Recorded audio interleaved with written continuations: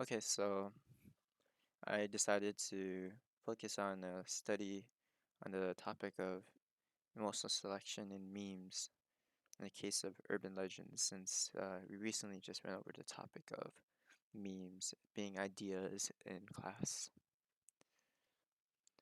So, the author of this article and case study is Heath Chip, can be found in the Journal of Personality and Social Psychology.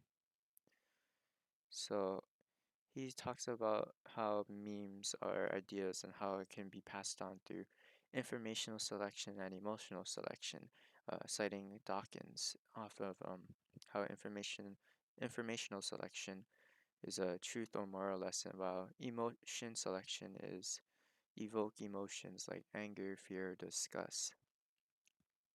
So the study focuses on disgust due to elicitors being described.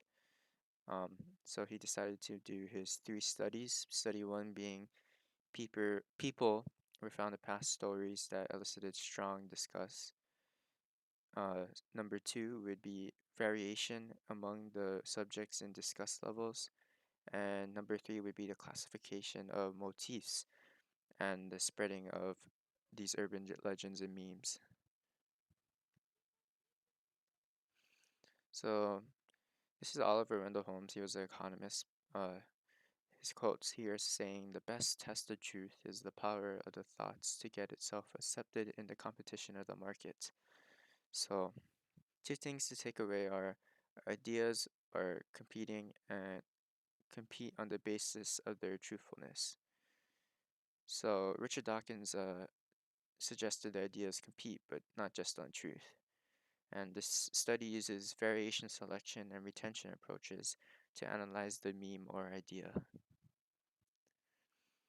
So here's some examples of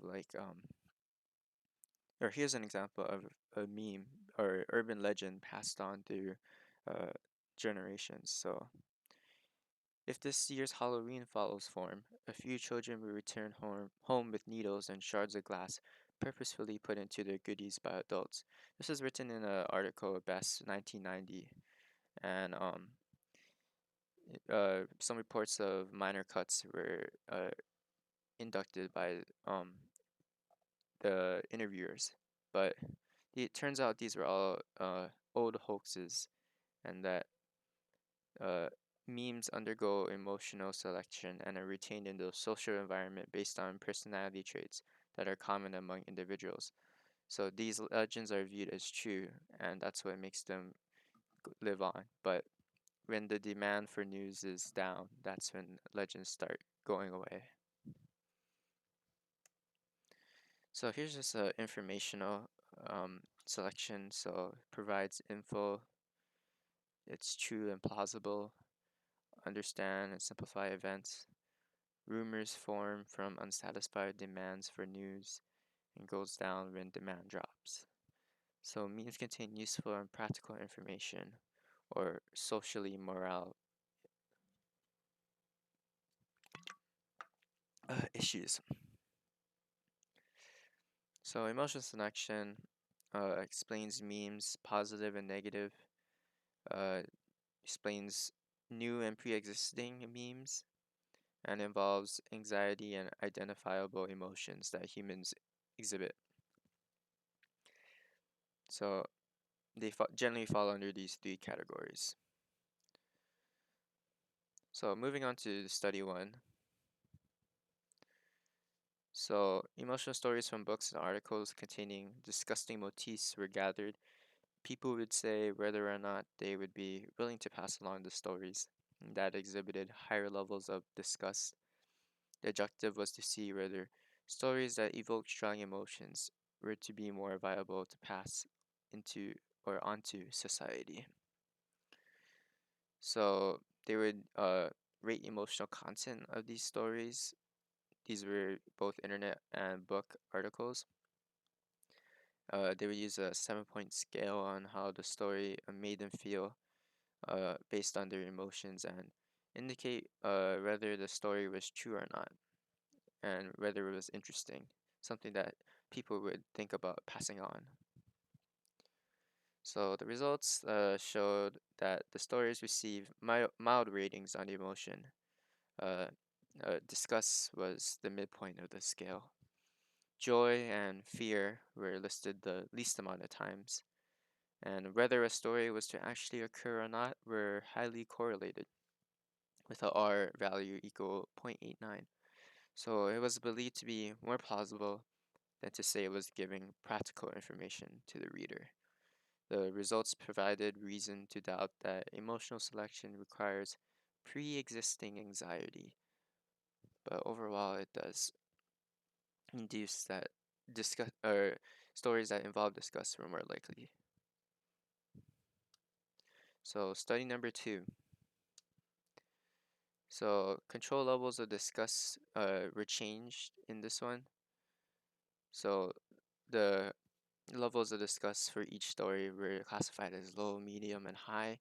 These are not determined or these are not shown to the people reading them, but usually revolved around the same conditions as the first study, but with varied results. So they rate characters and stories of trauma, and the results showed that passing of stories with high disgust conditions were shown more prevalent than least disgusting stories. And because of it being more disgust or showing more disgusting emotions onto the reader through the characters, they found it more interesting to pass along. So the last study, study number 3, this measured the distribution of the stories and urban legends and memes on social websites and such. So the study measured the distribution of the stories and the frequency of the motifs among the legends. Stories carried multiple motifs, with the average number being around 2.63, which is greater than 1.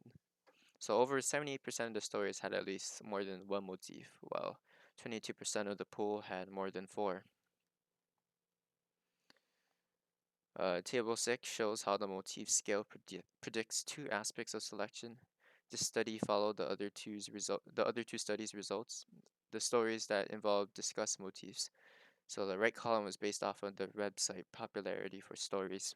The chances of a story repeating and spreading would be based on the number of motifs that were found in the story. So a general motifs that were considered disgusting. The chances of the story being on another website increased by 20%. So for the study, they were able to determine that when there was some emotional issue, there was emotional selection happening. So some takeaways from the study. So the main point of the article was to determine how memes are selected from person to person. They choose contemporary legends due to being prominent memes in the social culture. Study 1 had controlled the truth and usefulness aspects of the stories. People were more likely to pass along stories that had stronger disgust. Study 2 challenged the level of disgust for each story, while also proving that stories with higher levels of disgust were more likely to be passed on as well. The last study showed how legends can have classifications of motifs present in each one to showcase disgust. Study 3 shows the emotional selection may alter the distribution of memes in the social environment. Overall, each study crossed over each other to prove that there is emotional selection present in meme distribution and retention. The most important limitation of the study was based on disgust because it's a common negative emotion.